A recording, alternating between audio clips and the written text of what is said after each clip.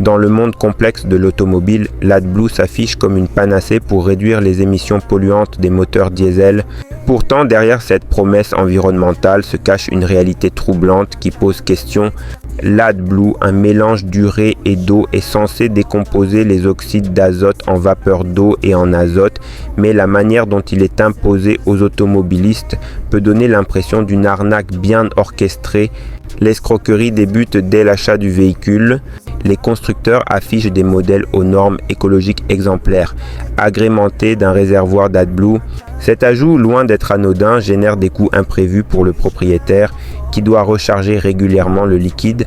Les prix variables de l'AdBlue, souvent imposés par des stations-service opportunistes, alourdissent le budget des automobilistes, les plaçant dans une situation délicate où chacun doit jongler entre coûts d'exploitation et respect de la loi.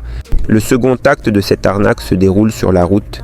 De nombreux conducteurs ignorent que le manque d'AdBlue peut entraîner une diminution significative de la performance de leur véhicule. Certaines voitures se mettent à afficher des messages d'alerte violents et peuvent même devenir inutilisables si le réservoir d'AdBlue est vide. Ce piège pousse les clients à faire des arrêts fréquents pour remplir leur réservoir tout en subissant la pression d'un contrôle accru des émissions par les autorités. Une véritable spirale d'angoisse pour le conducteur. En parallèle, la question de la durabilité de cette solution se pose.